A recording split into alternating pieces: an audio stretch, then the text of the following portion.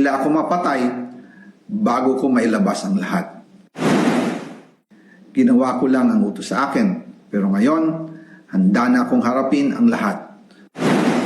Ginagamit ng administrasyon ang buong resources ng bansa para tumahimik ako. That he will shoot me if I will talk.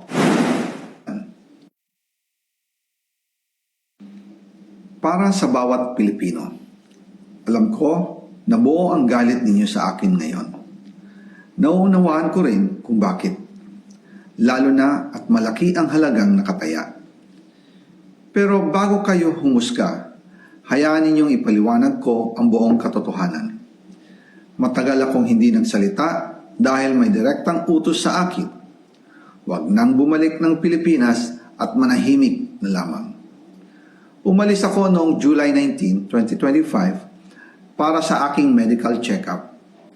Nakaplanong bumalik pagkatapos ng SONA ni Pangulo.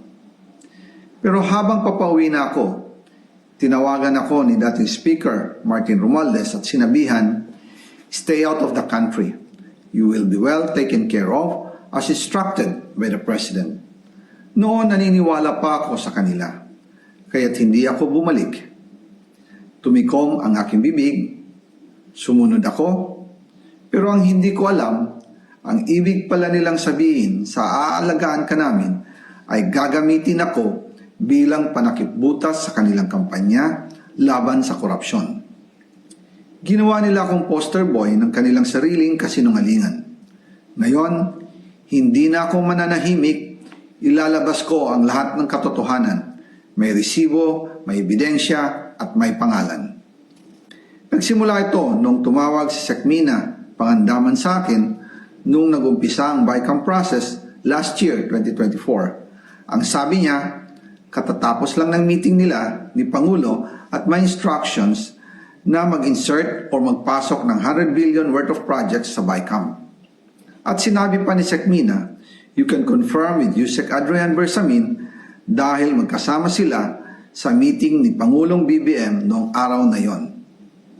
Tinawagan ko po agad si Yusek Adrian Bersamin at tinanong ko kung may instruction nga ba ang Pangulo na magpasok ng 100 billion during their meeting.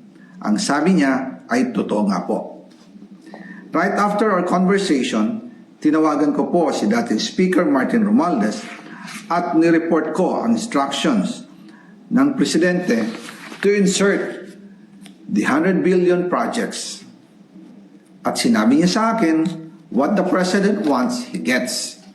After ng ilang araw, nag-set po ng meeting si Sekmina Pangandaman at Yusek Adrian Bersamin sa amin ni dating Speaker Martin Romualdez sa Aguado Building in front of Gate 4 ng Malacanang at nandoon din po si Yusek Jojo Cadiz.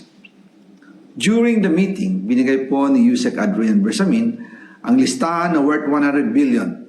Tinanong ko po si Yusek Adrian kung saan galing ang listahan.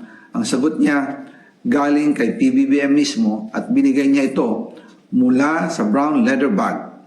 Nung sinabi po ni Yusek Adrian Bersamin, yung brown leather bag, naalala ko noong nasa Singapore kami right after the elections of May 2022 sa Hilton Hotel, kami ni dating Speaker Martin and PBBM habang pauwi at pabalik ng Pilipinas, hinabol ng PSG ang brown leather bag at ang sabi ni PBBM, maiwan na lahat, wag lang ang brown leather bag.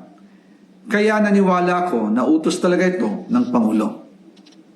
Pagkatapos ng ilang araw, I informed sina dating Speaker Martin Romualdez, Sekmina Pangandaman, Yusek Adrian Bersamin, and Yusek Jojo Cadiz na kung pwede 50 billion lang ang ipasok sa program funds dahil so sobra ang DPWH funds versus sa DepEd. In practice, hindi pwede na mas malaki ang budget ng DPWH kaysa edukasyon. And yung balance na 50 billion, ilagay na lang sa program funds for the 2025 budget. Dahil Office of the President din ang nagre-release ng lahat ng unprogrammed funds.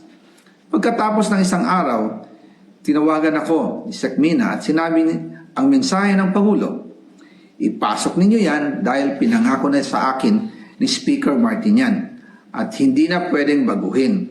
Kumbaga, ang utos ng hari hindi pwedeng mabali. Again, I informed the Speaker and asked clearance about the instructions ng Pangulo. At ang sabi niya, wala tayong magagawa. Kaya po nagtataka ako kung bakit sinasabi ni Pangulo na hindi niya makilala ang budget, samantalang lahat na binawas at dinagdag sa mga ahensya ng gobyerno ay humihingi ng approval sa kanya si Sec. Mina Pangandaman.